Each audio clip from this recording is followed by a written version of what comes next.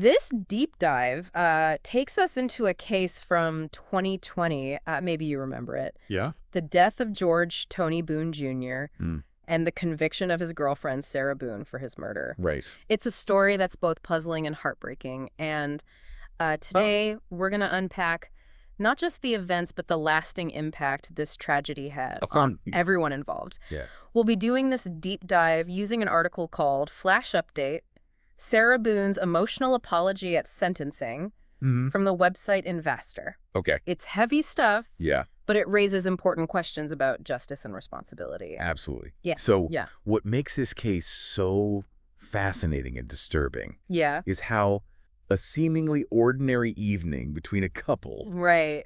escalated into such a horrific act. We're talking about Sarah Boone and George Boone Jr., a couple in their 40s living in Winter Park, Florida. Right. They were at home, and according to the article, Okay. spent the evening drinking and arguing. It sounds like their relationship may have been volatile, maybe even had a history of conflict. It's important to consider that context Yeah. as it helps us understand the events that unfolded. Right. Now, during this particular argument, things took a truly horrifying turn. Okay. Sarah, in a fit of anger, locked George inside a suitcase. A suitcase. That's hard to even fathom. Yeah. What could have possibly led to that? It's certainly an unusual and extreme reaction, Yeah. and it speaks to a level of recklessness that's deeply concerning. And here's where the details become truly chilling. Okay. The article mentions there's video evidence and audio recordings from that night. Wow. Sarah was actually recording while George was trapped inside the suitcase. Oh, wow. That audio evidence became central to the case. It reportedly captured George pleading for help, Oh, yeah. his voice muffled from inside the suitcase. Yeah. What's even more disturbing Oh, my gosh. is that you can hear Sarah on the recording laughing and mocking him, That's just horrifying. knowing he's trapped and struggling to breathe, and she's finding it amusing. Yeah. It's hard to grasp that level of detachment. You know, this speaks to a chilling psychological phenomenon sometimes seen in abusers.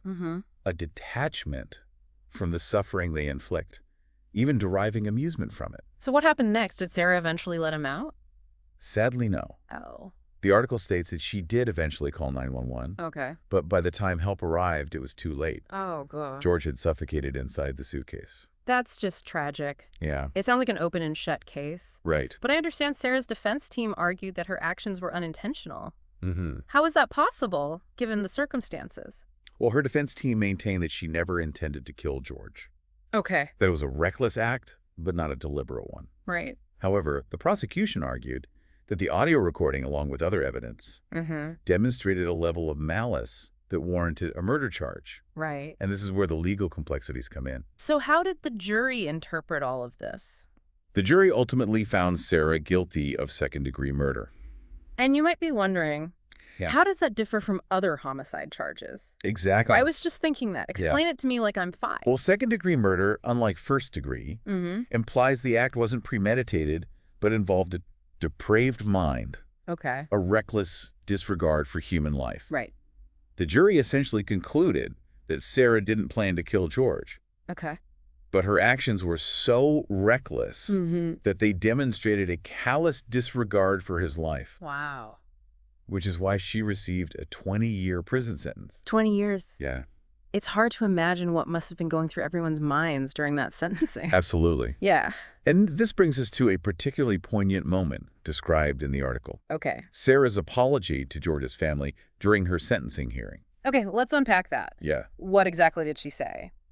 So we left off with Sarah about to address George's family. What did that look like? The article describes it as a very emotional scene. Yeah. Sarah expressed deep sorrow and regret for her actions, saying she wished she could take it all back, Wow. that she would carry the burden of what she did for the rest of her life. That sounds like genuine remorse. Yeah. But I can only imagine how George's family must have felt hearing those words, Right. knowing what she had done. Absolutely. And their reactions really highlight the complexity of forgiveness Yeah. in such a devastating situation. Right. While Sarah spoke, George's mother, father, and siblings sat there, their faces etched with pain and disbelief. Oh, wow. It's hard to imagine the turmoil they must have felt. To have lost their son, their brother. Mm, in such a horrific way, and then to hear the person responsible expressing regret, right. it must have felt like a punch in the gut.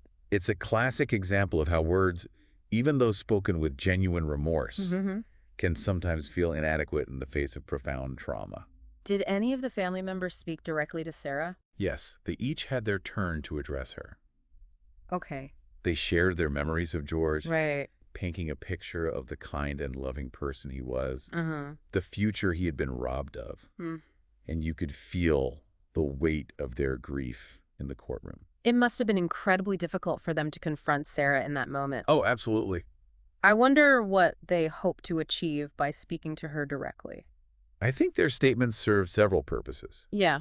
It was a way of reclaiming George's narrative, Mm-hmm. of reminding everyone in that courtroom that he was more than just a victim, Right. more than just a name in a case file. That makes sense. Yeah. To humanize him, to give voice to the life that was lost. Exactly. And by sharing those memories, Right. they were also confronting Sarah with the true cost of her actions, Mm-hmm. the ripple effects that extended far beyond the courtroom. It's a stark reminder that these crimes aren't just abstract violations of the law. Yeah. They leave behind shattered lives and a trail of unimaginable pain. Precisely, the article goes on to describe the family's struggle Okay. to reconcile Sarah's apology with the reality of what she had done. Right. It's clear they were grappling with profound emotions, Yeah. trying to make sense of the senseless. So Sarah apologized. She received a 20-year sentence. Did any sense of justice come from that? That's the question, isn't it? Yeah. And it's one that often arises in cases like this. Right. The legal system can provide a framework for accountability for punishment, Mm-hmm. but can it ever truly heal the wounds, fill the void left behind? It seems unlikely, especially in a case as devastating as this one. And that point was driven home by George's sister, Okay. who delivered one of the most striking statements. Hmm. She told Sarah that while she could never forgive her for taking her brother's life, Right. she hoped Sarah would truly understand the weight of her crime, Uh-huh.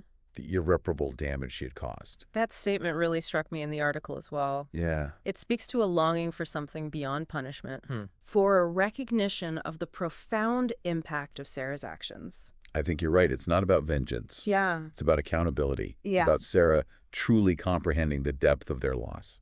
So where does this leave everyone involved? Right. We have Sarah expressing remorse, serving her sentence, Yeah. and we have the Boone family grappling with their grief, trying to navigate a world without George. Hmm. What do we as listeners take away from all of this?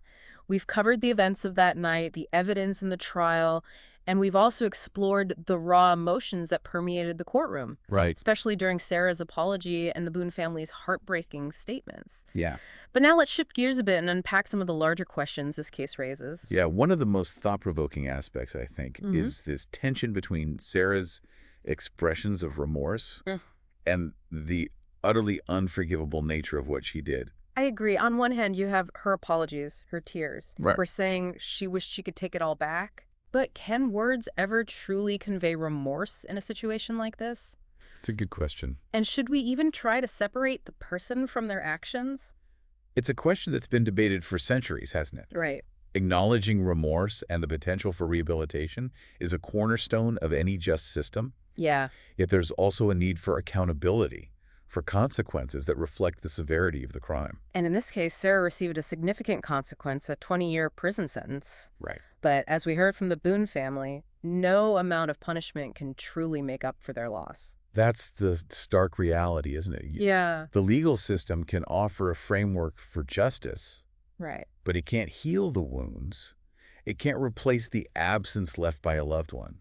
That journey towards healing, towards some semblance of peace, Yeah. is something the family must navigate on their own terms. And that journey is undoubtedly complex. Yeah. The wrestling with grief, anger, confusion, trying to make sense of something that defies explanation. What's fascinating is how this case forces us, even as listeners, Yeah.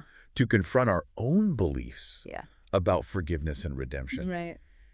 Should we forgive someone capable of such an act? Mm-hmm. Is forgiveness even possible when the pain is so profound? Those are tough questions without easy answers. I imagine there's no one right way to feel. Right. No prescribed path to healing. You're exactly right. This Right. case doesn't offer solutions, Yeah. but it serves as a powerful reminder. Okay. A reminder of the fragility of life, the Mm. lasting impact of choices, Right. and the complexities of being human. It's also a reminder that behind the headlines, behind every court case, Yeah.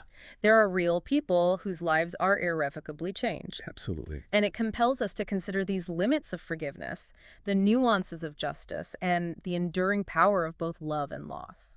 So as we conclude this deep dive, Yeah. I'd like to leave you with a final thought. Okay. How do we as individuals, as a society, balance the need for accountability with the possibility of redemption? Hmm. How do we find meaning, even purpose, in the face of senseless tragedy? These are heavy questions, but ones worth pondering, perhaps by engaging with them. Right. By acknowledging the complexities, we can move towards a deeper understanding of ourselves and the world around us. Absolutely.